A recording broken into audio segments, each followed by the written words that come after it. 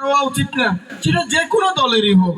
আওয়ামী লীগের কেউ যদি খুনের সাথে জড়িত থাকে, অন্যায় করে, তো তার বিচার হবে। কিন্তু এই যে হাজার হাজার লাখ লাখ আওয়ামী লীগ, ওদেরকে তো আমরা এই কাঠগড়ায় দাঁড় করাবো না, ঠিক না? না হয়তো আমাদের দেশ আগাতে পারবে না। শত্রুতা করে, প্রতিহিংসা করে তো দেশ আগানো যায় না। এটাই আমার নেতা তারেক রহমান বলেছেন, যে অন্যায় করেছে, অবিচার করেছে, দুর্নীতি করেছে, লুট করেছে, গুম করছে, খুন করছে, অবশ্যই তার বিচার হবে, সে যাই হোক। আওয়ামী লীগ হোক, বিএনপি হোক, আওয়ামী লীগ তো করেছে, 17 বছর ওনারা শাসন করেছে। যারা অন্যায় করেছে তাদের বিচার হবে, কিন্তু সমর্থকের তো বিচার হইতে পারে না, সাধারণ মানুষের তো বিচার হইতে পারে না।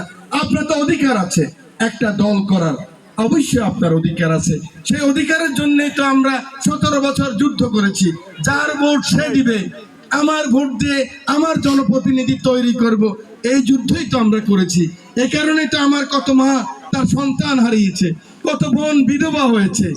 অনেক রক্তের বিনিময়ে আমরা কিন্তু আজকে মুক্তি পেয়েছি, একটা ভোট করার সুযোগ এসেছে। বাংলাদেশের মানুষ, গরিব মানুষের কিন্তু আর কোনো অধিকার নাই। আমরা আপনাদের কিন্তু আর কোনো ক্ষমতা নাই। আপনাদের ক্ষমতা যদি দেশে আপনার ভোট দিয়ে আপনি নেতা নির্বাচিত করতে পারেন, আপনার প্রতিনিধি আপনি নির্বাচিত করতে পারেন, তাহলে আরেকটা ভোট দিয়ে আপনি তাকে পরাজিত করতে পারবেন, যদি ভোটের অধিকার থাকে। আমরা সেই অধিকারের জন্য যুদ্ধ করেছি, সেই অধিকারটা আপনাদের হাতে আনি দিয়েছি। অতএব আমি মনে করি আমরা আজকে এমন একটা পরিবেশ চাই, সম্প্রীতির পরিবেশ। আমার নেতা তারেক রহমান কি বলে? উনি বলে আমি আগামীর বাংলাদেশ চাই, গণতান্ত্রিক বাংলাদেশ চাই, বৈষম্য বিরোধী বাংলাদেশ চাই, ইনসাফের বাংলাদেশ চাই, যেই বাংলাদেশে বড় ছোট, শত্রু মিত্র, হিন্দু মুসলমান, বৌদ্ধ খ্রিস্টান, ধনী গরিব, যার যার অধিকার, যার যার সম্মান, যার যার ইজ্জত এবং সুশাসন পাওয়ার সে অধিকার রাখে, এমন একটি ইনসাফের বাংলাদেশ আমরা চাই। এটাই হলো আমার নেতা তারেক রহমানের বক্তব্য। প্রিয় মা বোনেরা, আমি সময় কম, আজকে এরকম কথা বলতে হলে ঘন্টা খানেক সময় লাগে।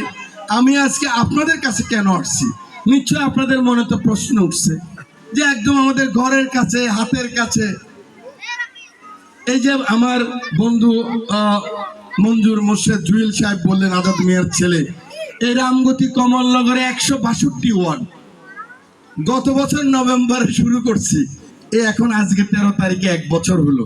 চিন্তা করেন মা বোনরা, এরকম গ্রামে গ্রামে আমার মা বোনদের কাছে কাছে এখন পর্যন্ত আমি 1,40,000, আপনাদেরটা আমরা গুনে ফেলছি, কিন্তু মানে যেখানে যা উপস্থিত হয় এরকম 1,40,000 মা বোনদের সাথে আমি চোখে চোখ রেখে কথা বলেছি। আমি আপনাদের ছবি আমার চোখের লেন্স দিয়ে আমার মনের মধ্যে নিয়ে গেছি। আর আমিও চাই আপনারা আপনাদের চোখের লেন্স দিয়ে আমার ছবি আপনারা রেখে দেন। না হয় আপনি কিভাবে জবাবদিহি করবেন?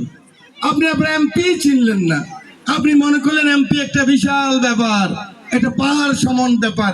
এমপি তো কোনো বিশাল ব্যাপার না, এমপি আপনার ভোটে নির্বাচিত হবে, আবার আপনি ভোট দিয়ে এমপিকে বাদ দিবেন, এটাই তো আপনার অধিকার।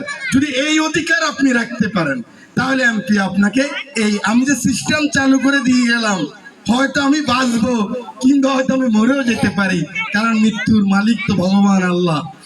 কিন্তু আপনাদের নির্বাচন আগামী দিনে যারা এই মানুষকে অবজ্ঞা করবে, এই মা বোনদেরকে অবজ্ঞা করবে, মা বোনদেরকে নির্যাতন করবে, মনে করবে মহিলারা কি বুঝে, ওদের দাম কি আছে, আপনাদের কাছে আগামী দিনে কেউ এই গণতান্ত্রিক নির্বাচন করতে হলে আপনাদের কাছে আসি জবাবদিহি করতে হবে।